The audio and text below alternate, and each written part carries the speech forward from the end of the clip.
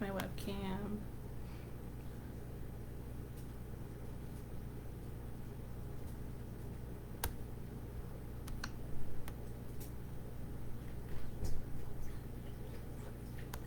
Hey guys, welcome.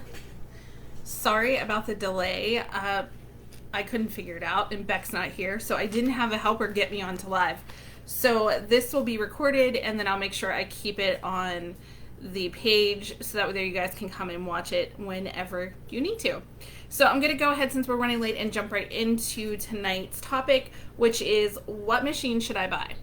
So I get this question probably 5 times a week minimum from people just on YouTube, on Facebook, friends asking me, and this is how this all started. Was somebody posted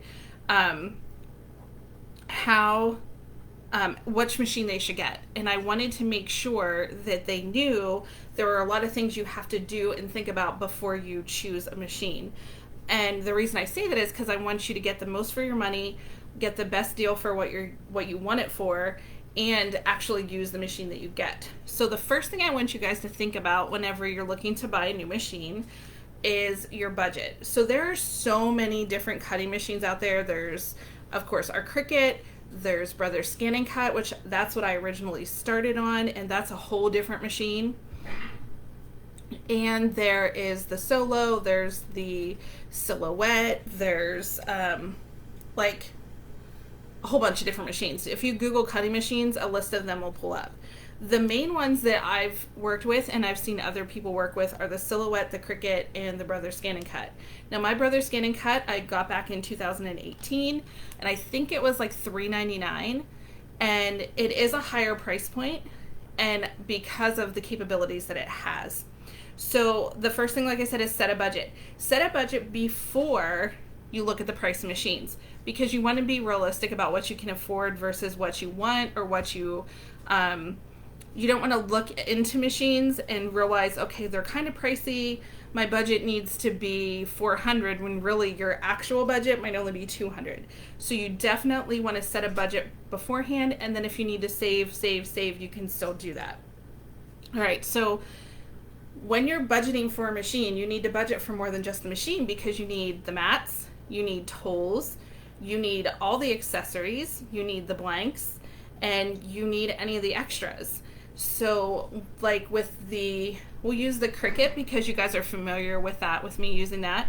The Cricut, you need mats. So usually your machine will come with one mat, and I believe it's the light grip mat, or maybe it's the standard mat, I don't remember. But regardless, you'll need a mat, and you're going to want to buy a backup mat. You're going to need whatever it is you're going to be cutting. So are you going to use paper? Are you going to use vinyl? Heat transfer vinyl? What are you going to use? So then once you buy those things, so say you want to get a Cricut Explorer Air 2, and you want to buy an extra mat, and then you want to buy heat transfer vinyl to make t-shirts. So now you're adding up the cost. You're going to get the new mat, the machine, the t-shirts. There's a price. Even if you get them at Michael's, there's still a couple dollars. And then your heat transfer vinyl. Then are you paying shipping for any of this? If you get the Cricut Explorer Air 2, you want to have Design Space, and you're definitely going to want to sign up for their monthly subscription, because it's going to help you be able to create things, and that's going to be a cost. So there's a lot more when you're budgeting in for it than just the actual machine. So I really want you to think about that whenever you're planning a purchase.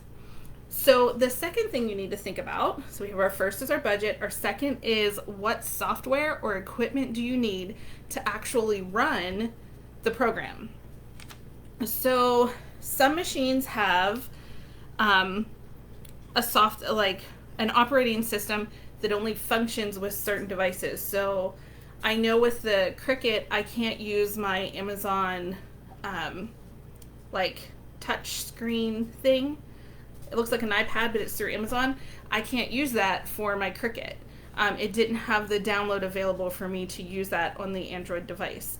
So that was kind of like, I couldn't use it. It wasn't any good to me. I had to buy a new laptop. So I needed to purchase a new laptop. So that went into my budgeting for the machine as well.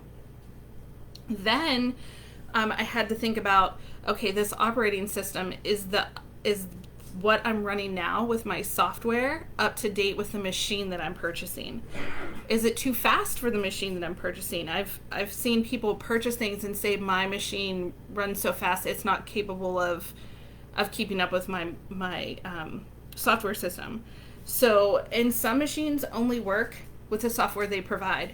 So the really great thing about these different machines are, for instance, the Brothers Scan and Cut completely can be used on its own. You don't have to have a computer. You don't have to have any software at all if you want to use the Brothers Scan and Cut.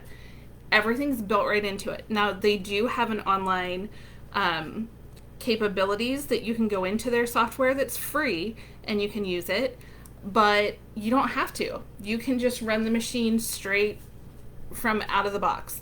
And I'm going to show you guys how to use that machine. I haven't pulled it out yet and showed you guys, but I'm going to show you how to use that. It's an amazing machine. It is a little bit on the pricier side because of its capabilities, and it takes a lot more knowledge if you're going to be designing on the computer. If you're just designing and using it as is, as a machine, you won't have any trouble. It's super easy, but it is a little bit harder for the technical part of it on the computer. Okay, so the next thing, what do you want to make? So say that you are a scrapbooker and the only thing you're going to use your machine for is scrapbooking because you don't want to get into t-shirts or vinyl or sequins or rhinestones or wood or engraving. Then you don't need a higher price machine. An Explorer Air 2 would be perfect for you. Or even the Cricut Joy, depending on the size that you want. So I really want you to think about what you want to do with it. I'm going to keep going back to the Brothers Scan and Cut because it's an amazing machine. With that, you can stamp images on a piece of paper, stick it through the Brothers Scan and Cut, it'll scan it, and it'll cut the image out for you. No, you don't have to do anything in a software program. You just literally stamp on paper, send it through, it'll find it, and it cuts it out. So if that's all you want it for, the Scan and Cut is going to be your machine because it scans anything you put into it. The Cricut does not have that capability, nor I believe does the Silhouette. I don't think the Solo does either, but I'm not 100% sure on the Solo. I've only seen a couple reviews on that one. But, you know, it can engrave, it can scan, it can cut, it can do fabric, it can do, draw. They can draw. So that's the Scan and Cut. The Cricut can, and it can score as well. It has a scoring tool. The Cricut has a scoring tool. It has, it can draw, it can write with pens, and it can cut. It can cut fabric, it can cut paper, it can cut vinyl, it can cut a bunch of different things. But you don't have the capabilities that the Brothers Scan and Cut has. It's more of an advanced machine. So if you're looking to purchase a Cricut, you want to know like what it can do. So if you go into Cricut.com, it has a comparison chart, and it'll tell you from the Cricut Joy clear up to the Maker 3 what its capabilities are, which one does which, and you don't have to buy the newest machine that's out. When I bought another one, I bought another Explorer Air 2 because that's just the best machine for me. I don't need an Explorer Air 3. I don't need the faster cutting capabilities. It's really not a sale for me. I wish they would have upgraded some other way. I wish they would have maybe done like bigger print and cut, or I don't know, better software, better working software. I get stuck on Design Space quite a bit, and I kind of wish they would have put the money into that, but they didn't. But that's still my favorite machine is the Explorer Air 2.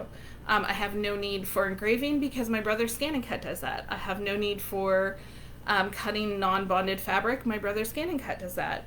So it's really what you need. So I want you just to remember that every single time that you're thinking about what to purchase, like what machine to purchase, think about what you're going to use it for, because you don't want to waste your money. All right, so how much space and time can you dedicate to your machine or your craft, your hobby. So you guys can see around me that my stuff is kind of all over. I had to like take an entire room in my house, but then I run a business with mine. So a typical hobby crafter isn't going to have quite as much as I have. Like I have I have 3 heat presses, I have ovens, I have all different machines everywhere. And it's only because I run a business. It's not because of any other reason. If I didn't have a business, I probably wouldn't even have a regular heat press. I would have an easy press just because it takes up less space, and you can manage it easier. But running a business and I sell product, I want it to be the absolute best that I can possibly make it. Therefore, I'm going to use the heat press with the pressure. So, dedicated space and the time you'll be using it. Because if you're putting a lot of money into a machine, you definitely want to use it for the most that it can do. So before, when I lived in a different house, I just had a little corner that we used as like my little craft room. It was just for stamping and stuff. It was before I got into machines. And then I quickly moved into a bigger house and I took up a little bit of a bigger space. And then I started my business and I took up an entire room. So depending on what you're looking for and what you're getting into is going to determine also which machine you get, because you want to make sure you have the room to use it for what you want to use it for. Okay, so now you've decided that. If you say you want just a hobbyist as a hobbyist, you want to be able to use a Cricut. Michael's has a really nice cart. I have 2 of them that I use. They have drawers for vinyl, drawers for your tools and things like that, and it has 2 layers, so you can put like your machine up top and then maybe your easy press on the bottom, and that's more than enough space, and just a table is all you would need. But like I said, if you're looking to be more than a hobbyist, you're going to need more space. Maybe 2 carts. Start off small and build. Okay, so the next thing, you're going to start looking at the actual cutting machines. Now that you've thought about the budget, you've thought about what software, do you have the right software, what do you want to make, how much space you have. Now you're going to go out and search for the machines. So the machines that I can testify to are the Cricut Joy, and I can tell you I've used that weekly, and you guys see it all the time in my videos. I use it a lot. It sits right on my main, where am I at here? It sits right on my main table right here, and it's just always there. It's always plugged in and ready to go, and I use it a lot. The second machine that I use is my Explorer Air 2, and that's my purple one. It's the very first one I started off with. I bought that back in, when did I buy that? I wrote everything down so I would remember. I've had since 2019. I've had my Brother Scan and Cut since 2018, and I've had my Cricut since 2019. And I just recently broke the top that lifts up and down. So when you hit the button on the Explorer 2, the top and the front automatically like come open, and just recently the top part doesn't come open on itself. I just have to like give it a tap up and it'll move. So, and I use them every single week, sometimes every single day.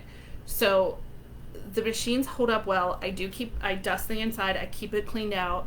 I've only had to change the blade once, and that's like a huge deal because I've made hundreds, if not thousands of shirts and other things I've cut on it, and it's what I use when I make videos. So then recently I bought the Mint Explorer Air 2. I've already talked about that. I prefer the Explorer Air 2 over any of the other machines at this point. And I've had no issues with that as well. So I would say for Cricut brand, the software is kind of, it's not always quality. Like sometimes you get kicked off the site, sometimes it freezes, but I mean, it's things they just have to work out. As far as the cutting of the actual machine, it does an amazing job. It's on the lower end of the price point compared to some of the other machines. I think the Solo is $4.99 and can go up to as high as like $5 something. And the Cameo, I don't want to give you a price, but it was kind of up there too. It's pretty expensive too. That's the Silhouette. For the price point, I think Cricut as a home base type of thing is a good price. But again, which Cricut do you want? You want to make sure that you're getting one that does exactly what you want it to do. It doesn't have to do more. And they're pretty easy. They're kind of plug and play. You know, you can kind of use them pretty easily, and there's always videos that you guys can watch to learn how to use them. So, so we have our Explorer Air 2, we have our Joy, and then of course my Brother Scan and Cut.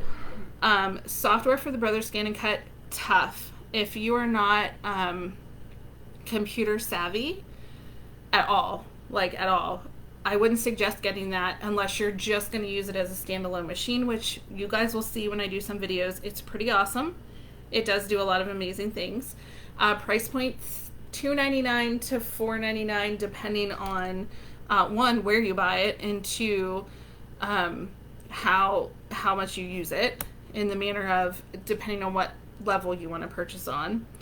But then you have to look at the mats. So I actually use a Cricut mat on my Scan and Cut mat, because the Scan and Cut mats, in my opinion, and in many other people's opinions, are junk. Like, we've written to the companies, they don't do, I don't know why they can't get the mat sticky, but they can't. So all I do is I put a Cricut mat on my Scan and Cut mat, I tape it down with washi tape, and it works perfectly. There's no issues. So if I can override the issue, then that's what I'm going to do, because I really like my Scan and Cut. Again, I shouldn't even compare the two machines because they're so different, but yet they do a lot of the same things. But definitely something that you can think about once I start showing you different capabilities for the Scan and Cut. So like I said, I've had that since 2018. Love it. Never had any issues. I did buy extra mats, and I bought blades, and I think that's it. I think those are the only extras I buy for my machines, only because mine is no longer available. You can't purchase the Brother Scan and Cut that I have. So once I do want to get a new one, but I've already bought some new machines, so I'm going to wait a little while. But it's a great machine. Like I said, I'll show you guys that one. So once you decide what machine you're going to get, you're going to look in how easy is it to get supplies and get anything I need to replace. So I had a great question on here or a comment that somebody has, I think it was Mandy, has an original Cricut. Like, before I got into Cricketing, there was like a Cricut that was out there, like a first generation, and now she can't find parts for it. So totally get that. That is why I try to purchase extras if I know that the machine I've purchased has been out for quite a while. I'm doing the same thing with the Explorer Air 2. I bought extra blades, and I think I bought extra blades and scoring tools because the styluses are different, I believe, than in the Explorer Air 3, but somebody can correct me if I'm wrong. Or not the Explorer Air 3, the Maker 3. So they have, I think, different tools. But I want to use my Explorer Air 2 as long as possible. So that is your other thoughts on when you're purchasing items. So when you're budgeting, this is like the biggest part of the budgeting, is knowing how much everything is going to cost, from the machine to your supplies to upkeep. Like, how often do you need to have it serviced? How do you keep it clean? All my machines have covers on them, which you can't see any of them now except for, oh wait, where am I at? Here is my Joy. We have a cover on. I have covers on all my machines to keep them dust free, because I know dust and dirt can get inside of them and it can ruin them. These machines are so amazingly made and technical that the littlest thing can cause a problem. So if you get a piece of vinyl stuck up inside, it can cause a problem. So when you're cutting with it, you do have to be careful. You do have to keep them dusted and cleaned out, and hopefully I'm just checking here to make sure that, okay, just keep them dusted and cleaned out so that way they last a really long time. Like I said, 2019 is when I got my first Cricut. It's still working perfectly, other than the top doesn't come up on its own. That's not a big deal.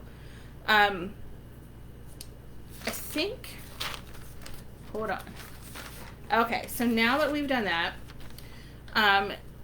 now that you're looking to purchase one, I want you to think about the machines you can eliminate.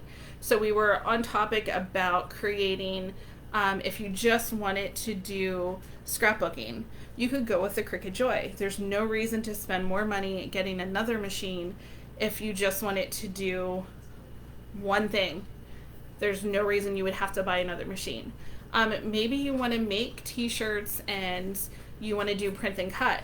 Then you're going to want the Explorer Air 2. That's the basic model for what I do with my business. I run my business with 2 Explorer Air 2s and my scan and cut. You don't need anything more. So I think sometimes we think, oh, we got to get the newest and the biggest out there and the best, and then we never use the features that it offers.